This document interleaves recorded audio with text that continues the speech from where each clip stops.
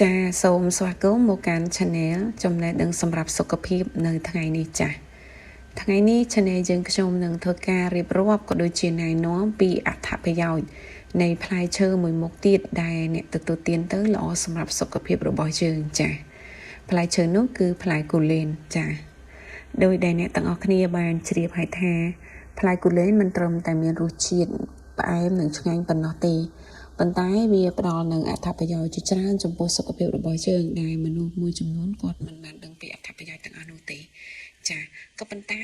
ដើម្បីទទួលបាននូវសុខភាពល្អបន្ទាប់ពីការទទួលទានផ្លែគូលែនយើងត្រូវតែទទួលទានក្នុងបរិមាណមួយដែលត្រឹមត្រូវតាមការកំណត់តែប៉ុណ្ណោះចា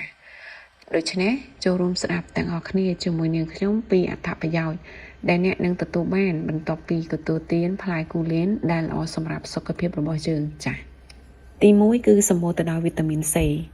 វីតាមីន1ក្នុងចំណោមវីតាមីនដែលមានច្រើនបំផុតនៅក្នុងផ្លែគូលែនគឺវីតាមីន C យោងទៅតាមការសិក្សាដែលបានចុះផ្សាយនៅក្នុងទស្សនាវដ្តីអាហារបំប៉ន Clinic អាមេរិកបានឲ្យដឹងថាការទទួលទានវីតាមីន C អាចកាត់បន្ថយហានិភ័យនៃជំងឺដាច់សរសៃឈាមខួរក្បាលរហូតដល់ 42% ឯណោះចា៎ទី2ជាប្រភពនៃសារធាតុប្រឆាំងអុកស៊ីតកម្ម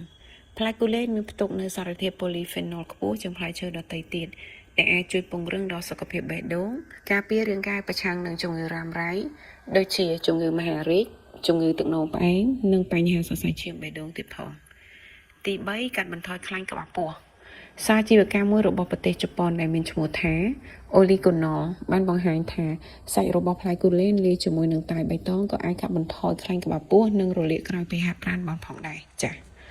ទី4ប្រឆាំងនឹងជំងឺមហារីកថ្លើមយោងទៅតាមទស្សនាវដ្តី Cancer Letter បានបង្ហាញថាការញ៉ាំផ្លែគូលែនជាប្រចាំអាចជួយបន្ថែមមុខងារប្រឆាំងនឹងជំងឺមហារីកដូចជាការប្រឆាំងនឹងជំងឺមហារីកថ្លើមជាដើមទី5មានវីតាមីន E ខ្ពស់ផ្លែគូលែនមានផ្ទុកនូវវីតាមីន E ជាច្រើនដែលអាចជួយឲ្យជាសះស្បើយពីពន្លឺព្រះអាទិត្យដែលបណ្ដាលឲ្យមានការឈឺចាប់និងរលាកនៅលើស្បែកហើយវាក៏អាចជួយឲ្យស្បែកមានសុខភាពល្អនិងមើលទៅភ្លឺរលោងផងដែរចា៎ទី6កាត់បន្ថយការរលាកសារជាតិមួយយ៉ាងដែលមាននៅក្នុងផ្លែគូលែនមានលក្ខណៈសម្បត្តិប្រឆាំងនឹងការរលាកនិងអាចជាជំនួយប្រយុទ្ធប្រឆាំងនឹងជំងឺផ្ដាសាយក៏ដូចជាជំងឺឆ្លងផ្សេងៗទៀតផងដែរចា៎ហើយអត្ថបទនេះChannelយើងខ្ញុំដកស្រង់ចេញពីគេហទំព័រក្នុងស្រុកចាសូមអរគុណសម្រាប់អ្នកទាំងអស់គ្នាដែលតែងតែគាំទ្រក៏ដូចជាទស្សនានៅ Channel ចំណេះដឹងសម្រាប់សុខភាពរបស់យើងខ្ញុំចាជាថ្មីម្ដងទៀតសូមអភ័យទោសរាល់ពាក្យពេចន៍មិនច្បាស់នៅត្រង់ចំណុចណាមួយក៏ដូចជារូបភាពមិនច្បាស់នៅត្រង់ចំណុចណាមួយចា